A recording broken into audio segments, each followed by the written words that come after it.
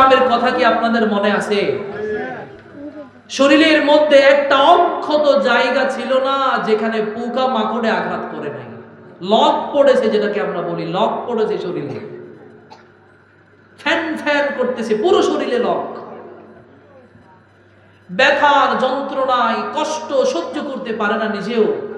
তার অবস্থা দেখে তার সমস্ত আত্মীয় স্বজন যারা আপন ছিল, বউ পরিবার সবাই তাকে ছেড়ে চলে গেছে, কেউ তার কাছে নেই।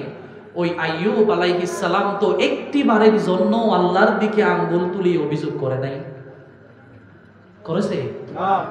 আল্লাহ তুমি আমার এত কষ্টে রাখছো কেন? করে নাই।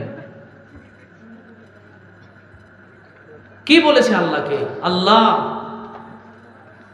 আমি কষ্টে আছি তো কি হয়েছে, আপনিই তো আমার সুস্থ করতে পারেন। সুবহানাল্লাহ বলেন। আমার পুরো শরীর নিয়ে আমার কোনো মাথা ব্যথা নেই, জিহ্বাটা ভালো রাখেন যাতে আল্লাহ আল্লাহ জিকির করতে পারি। এত আস্তে সুবহানাল্লাহ বললেন। আমার কলিজার ভাইয়েরা, আপনারা কি হযরত আইয়ুব আলাইহিস সালামের চেয়েও কষ্টে আছেন? আমার নবীর কথা কি মনে পড়ে? মুহাম্মদুর রাসূলুল্লাহ, যার জন্য কুল কায়নাত আল্লাহ বানাইছে, কিয়ামতের ভয়ঙ্কর প্রান্তরে যিনি প্রধান মেহমান হবে আল্লাহ, কোটি কোটি মানুষের মাঝখানে যিনি চাঁদের মতো আলো ছড়াবে, তার নামই তো মুহাম্মদ। যাকে হাবিব বলে আল্লাহ তার কুদরতি কলিজার ভেতরে জায়গা দিয়েছে, তিনিই তো মুহাম্মদ। ঠিক কি না? কোরআনের মতো এই বিশাল গ্রন্থ, যেটি আল্লাহর কথা, এই কথা যার উপরে অবতীর্ণ হয়েছে তিনিই তো মুহাম্মদ। হযরতে আদম আলাইহিস সালাম বড় আফসোস করে বলতেছে, বড় দুঃখ ভারাক্রান্ত মন নিয়ে বলতেছে, হে শেষ নবীর উম্মতেরা, এরা বড় গাফেল হবে, এরা নবীকে মূল্যায়ন করতে পারবে না, অথচ এরা জানেই না কত দামি একজন পয়গম্বর পাইছে। শুনতেছেন? শুনতেছেন? শুনেন, শুনেন, এদিকে তাকান। হযরত আদম বলতেছে, আমি আদম আবুল বশর একটা অনাকাঙ্ক্ষিত ভুল করবার কারণে আল্লাহ আমাকে আমার ঘর থেকে বের করে দিয়েছে। আদমের ঘর কোথায় ছিল? একটা ছোট্ট মার্জিত ভুল আমি করেছিলাম বলে আল্লাহ আমাকে এই ভুলের শাস্তি হিসেবে আমার শরীর থেকে কাপড় খুলে উলঙ্গ করে দিয়েছে। একটা অনাকাঙ্ক্ষিত ভুল আমি করেছিলাম বলে আল্লাহ আমার সহধর্মিণী থেকে আমাকে আলাদা করে দিয়েছে। শাস্তি দিয়েছে কয়টা? নিজের ঘর কেড়ে নিছে, নিজের কাপড় কেড়ে নিছে, নিজের সহধর্মিণী শান্তির প্রতীক কেড়ে নিয়েছে, পৃথিবীতে পাঠিয়ে দিয়েছে ভবঘুরে। কেউ নেই, কোনো মানুষ নেই, কোনো জন নেই, হাহাকার, ঘুরতে ঘুরতে।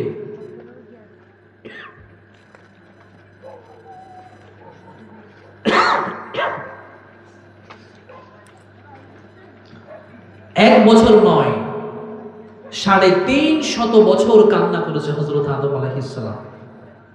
তারপরে একটা দোয়া পড়ে পড়ে কান্না করেছে, রব্বানা যালামনা আনফুসানা। বলেন, রব্বানা যালামনা আনফুসানা। হায় হায়, এটা কি জানেন? সবাই জানেন না এটা কি? দোয়াটা বলেন।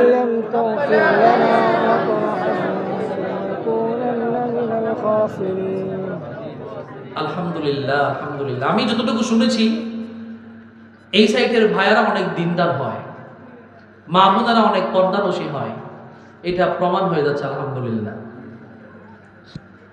মুসলমান ভাইরা রে আমার, হযরতে আদম বড় আফসোস করে বলতেছে,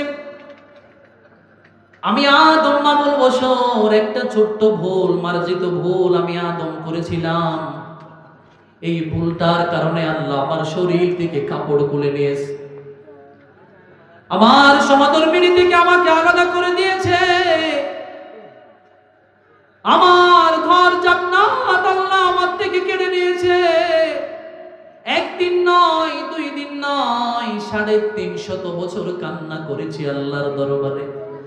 রব্বানা যালামনা আনফুসানা ওয়া ইল্লাম তাগফির লানা ওয়া তারহামনা লানাকুনান্না মিনাল খাসিরিন।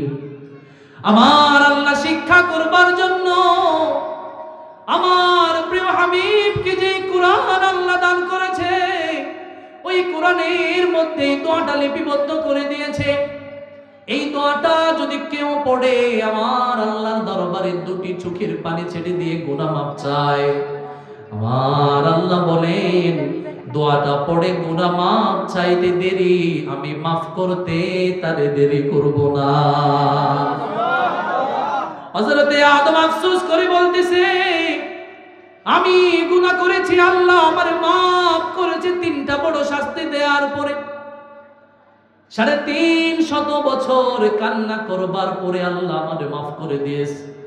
কিন্তু শেষ নবীর উম্মতেরা কত ভাগ্যবান, তারা যদি ছোট নয়, বড় নয়, ইচ্ছা নয়, অনিচ্ছা নয়, বড় কোনো ভুলও যদি তারা করে, আমার আল্লাহ শেষ নবীর বদৌলতে তাদের শরীর থেকে কাপড় খুলে তাদেরকে বেইজ্জতি করবে না। আমার আদম বলতেছে, ও দুনিয়ার মুসলমান,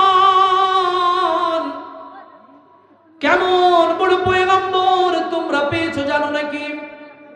যে পয়গম্বরের উম্মত তোমরা হয়েছো বলে অন্যায় যদি তোমরা করো, অপরাধ যদি তোমরা করো, মুসলমান ভাইরা রে, আমার আল্লাহ শাস্তি হিসেবে তোমাদের ঘর থেকে কোনোদিন বের করে দিবে না। আমার আদম আবুল বশর বলতেছে, শেষ নবীর উম্মতের নবীর বদৌলতে কেউ যদি কোনো ভুল করে, কোনো গুনাহ তারা করে ফেলে, এই ভুলের কারণে আল্লাহ তাদের থেকে তাদের সহধর্মিনীদের আলাদা করে দিবে না। শেষ নবীর বদৌলতে তার উম্মতেরা যদি কোনো বড় যদি কোনো ভুল করে ফেলে, আর 300 বছর লাগবে না, মসজিদে যাইতে হবে না, যেখানে আল্লাহর দরবারে তওবা করে চোখের পানি ছেড়ে দিয়ে বলে, আল্লাহ গুনাহ করেছি, তুমি মাফ করে দাও, শেষ নবীর বদৌলতে জায়গার মধ্যে মাফ করে দিবেন কে? আমার ভাইয়েরা, এত দামি একজন নবী, বিশ্ব জাহানের সরদার যিনি, নবী কুলের শিরোমণি যিনি, এমন নবীকে আল্লাহ দুনিয়াতে এত কষ্ট দিয়েছে, এত কষ্টে জীবন যাপন করেছে, এই কষ্টের কথা প্রকাশ করবার মতো আমার কাছে ভাষা নাই। কেমন কষ্টে আছো রে মুসলমান, আমার নবীর চেয়ে কষ্টে আপনারা নাই। যিনি আল্লাহর কাছে খালি একবার যদি বলতো, আল্লাহ কষ্টে আছি, স্বর্ণ দাও, উহুদ পাহাড় পরিমাণ স্বর্ণ আল্লাহ পাঠাই দিত। যদি বলতো আল্লাহ খাবার দাও, জান্নাত থেকে খাবার পাঠাই দিত। মরুভূমিতে উত্তপ্ত রোদে মেষ ছাড়ানোর দরকার ছিল না। আমার ভাইয়েরা, এমন একজন নবী আল্লাহ আমাদের দিছে, যে নবী মক্কার জমিনের মধ্যে দাওয়াত দেওয়ার পরে মক্কার মানুষগুলো যখন আমার নবীকে নির্যাতন করতেছে, কেউ সাড়া দিচ্ছিল না। আমার নবী চিন্তা করেছে, বোধহয় এখন তায়েফে চলে যায়, ওই জায়গার মানুষগুলো হয়তো একটু মূল্যায়ন করতে পারে। আমার নবী তার পোষ্য পুত্র যায়েদ বিন হারেসাকে নিয়ে চলে গেলেন তায়েফের ময়দানে। সেখানে গিয়ে বলতেছে, হে তায়েফবাসীরা, শোনো শোনো, তোমাদের জন্য একটা আলো নিয়ে এসেছি। তোমরা এখন বাকযন্ত্রহীন মূর্তির কাছে মাথা ঠেকাও, এই মূর্তি তোমাদের কি উপকার করবে? সে তো নিজেরই কোনো ক্ষতি বা উপকার করতে পারে না। আল্লাহ এমন একটা দিন দিয়েছে, যে দিন যদি অনুসরণ করো, জান্নাতের ব্যবস্থা করে দিবেন কে? আমার নবী দাওয়াতটা দেওয়ার পরে তারা আমার নবীর দাওয়াতটা গ্রহণ করে নাই রে মুসলমান। একদল পকেটে ছেলেদেরকে আমার নবীর পিছনে লেলিয়ে দিয়েছে, বলে যে পাগলটা যাই তারে পাথর মারো। ওই যুবকগুলো আমার নবীকে ধাওয়া করতেছে আর পাথর মারতেছে। পাথরের আঘাতে ক্ষত বিক্ষত হয়ে রক্ত পড়ে মাটি পর্যন্ত লাল হয়ে গেছে, মাথা ফেটে গেছে, কপাল ফেটে গেছে। আমার নবীর নাক দিয়ে ঝরঝরে রক্ত পড়ে রাজপথ লাল হয়ে যাওয়ার পরে ফেরেশতারা নবীর কাছে এসে বলে, ইয়া রাসূলুল্লাহ, খালি একটিবার আপনি হুকুম করেন না। আপনি যদি একবার হুকুম করেন নেই, তায়েফবাসীদেরকে দুই পাহাড়ের মাঝখানে নিয়ে এসে নিস্তনাবুদ করে দিব। সমুদ্রের ফেরেশতারা আমার নবীর সামনে এসে বলে, ইয়া রাসূলুল্লাহ, আপনি খালি একটাবার হুকুম করেন না, এই তায়েফবাসীদেরকে তাদের বেয়াদবির কারণে সমুদ্রের ভয়ঙ্কর ঢেউয়ের মধ্যে নিমজ্জিত করে ধ্বংস করে দেব। আমার নবী একটা বার তাদের ক্ষতির কথা ভাবেন নাই। নবী বলেছে, ফেরেশতা, ওয়া মা আরসালনাকা ইল্লা রাহমাতাল লিল আলামিন।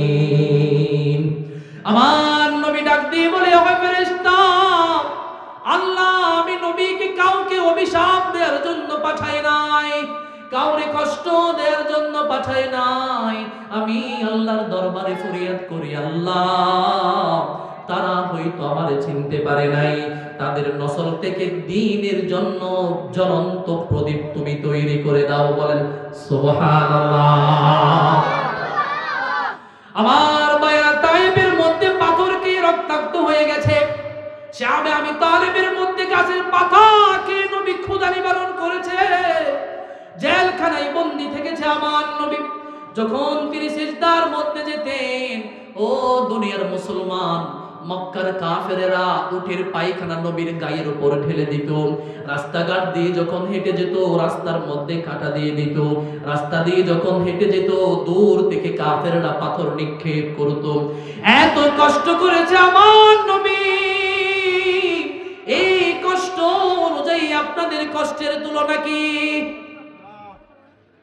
ও মুসলমান, ও আমার প্রিয় মুহাজির ভাইয়েরা, এই ছোট্ট ঘরের মধ্যে থাকেন বলে, বৃষ্টির এক ফোঁটা পানি পড়ে বলে যদি মনের ভিতরে হীনমন্যতা নিয়ে আসেন, যদি মনে করেন আল্লাহ বোধহয় আমারে মহব্বত করে না, তাইলে আপনার বড় মস্ত বড় কবিরা গুনাহ হয়ে যাবে। নাউযুবিল্লাহ।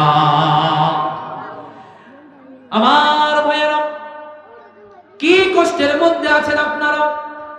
হয়তোবা থাকার জন্য ভালো ঘর নাই, খাওয়ার জন্য ভালো রুজি রোজগার নাই, ঘোরার জন্য ভালো রাস্তাঘাট আল্লাহ দেয় নাই, কিন্তু এমন এমন সম্পদ আল্লাহ আমাদের দিয়েছে, যেই সম্পদগুলো আপনাকে যদি কেউ বলে, ও আমার কলিজার ভাই, তোমারে 2 কোটি টাকা দেব, তোমার 2টি চোখ দিয়ে দাও, দিবেন নাকি? যদি কেউ আপনারে বলে, হেরে আমার ভাই, তোমারে 5 কোটি টাকা দেব, তোমার 2টি পা আমারে দিয়ে দাও, দিবেন নাকি? আপনারে কেউ যদি বলে, আমি তোমার 100 কোটি টাকা দান করব, তোমার নিঃশ্বাসটা আমারে দিয়ে দাও, জীবনটা দিয়ে দাও, দিবেন নাকি? ও মুসলমান, রাস্তা দিয়ে হেঁটে যান, এমন অসংখ্য মানুষের দেখা মিলবে আপনার, যার দেখার জন্য আপনার মতো 2টি চোখ নাই, যার দপদপিয়ে জমিনে হাঁটার জন্য 2টি পা নাই, যার ধরবার জন্য 2টি হাত নাই। মুসলমান ভাইয়েরা, 40 বছর হয়ে গেছে আপনার মতো কথা বলতে পারে না মানুষ আছে না নাই? বোবার মতো জীবন যাপন করছে, অন্ধের মতো জীবন যাপন করছে, মাজুর হয়ে প্রতিবন্ধীদের মতো জীবন যাপন করছে, এমন অসংখ্য ভিক্ষুক রাস্তাঘাটে দেখা যায় কি যায় না? একটিবার তার কাছে গিয়ে জিজ্ঞাসা করবে, ফেরে আমার ভাই, তোমার যে 2টি চোখ নাই কেমন লাগে? আমার মতো তোমার যে 2টি পা নাই কেমন লাগে ও আমার ভাই? আল্লাহর কসম করে বলে যাই, এই কথা যদি আপনি কোন অন্ধকে যদি জিজ্ঞাসা করেন, অন্ধ কথা বলতে পারবে না। 2টি চোখ তো নাই, পানি বের হয়ে যাবে, তার অন্তরটা ধপধপিয়ে কান্না করবে, বলবে, রে হেরে ভাই, এই পৃথিবীটার মালিক যদি আমি হতাম, আর এই পৃথিবীর বিনিময়ে যদি মাত্র একটা চোখ কিনতে পাওয়া যাইতো, আমি চিন্তা ভাবনা ছাড়া পৃথিবীর বিনিময়ে একটা চোখ কিনে নিতাম। বলেন ঠিক কিনা? আমার ভাইয়ের, আপনি যদি কোনো প্রতিবন্ধী যার 2খানা পা নাই, এমন কাউকে গিয়ে যদি বলেন, ও আমার কলিজার ভাই, তোমার যে 2টি পা নাই তোমার কেমন লাগে? আপনি নিজেই বলেন নয়, প্রতিবন্ধীটা আপনারে কি উত্তর দিবে? বুকের মধ্যে জড়িয়ে বলবে, ভাই তুমি বুঝবা না এই পায়ের মূল্য কি, আছে, তুমি বুঝবে না দাঁতের মূল্য কি, কারণ এখনো তোমার দাঁত ভালো আছে। তুমি বুঝবে না চোখের মূল্য কি, তুমি এখনো চোখ দিয়ে ভালো মতো দেখতে পাও। রাস্তাঘাটে অসংখ্য মানুষ দেখা যায় শরীরের মধ্যে জামা কাপড় নাই, পাগল হয়ে ঘোরাফেরা করে আছে না নাই? আল্লাহ আপনারে তো একটা সুস্থ বিবেক দিয়েছে, সুস্থ মস্তিষ্ক দিয়েছে, পাগল কেউ আপনারে বলে না। আমার ভাইয়েরা, সবচেয়ে বড় কথা, 2টা দিন যদি আপনাকে হসপিটালে ভর্তি হয়ে কৃত্রিম অক্সিজেন নেওয়া লাগে, আইসিইউতে যদি আপনার কোনো আত্মীয় স্বজনকে মাত্র 2 থেকে 3টা দিন ভর্তি করানো লাগে, যদি গরিব হয় তার ভিটে মাটি বন্ধক দেওয়া লাগে কি লাগে না? অথচ আজকে বছরের পর বছর ধরে আমার আল্লাহ আপনার অক্সিজেন দিয়ে যায়, ফিরে ফিরে আপনি 50 বছর 60 বছর অক্সিজেন নিচ্ছেন। এত দামি দামি সম্পদ আল্লাহ আপনারে দিছে, আপনি কোন মুখে বলেন না আল্লাহ তুমি আমারে কষ্টে রাখছ? আপনি বলেন এত সম্পদ এত নিয়ামত পাওয়ার পরে আল্লাহর দিকে আঙ্গুল তোলার কোনো সুযোগ আছে নাকি?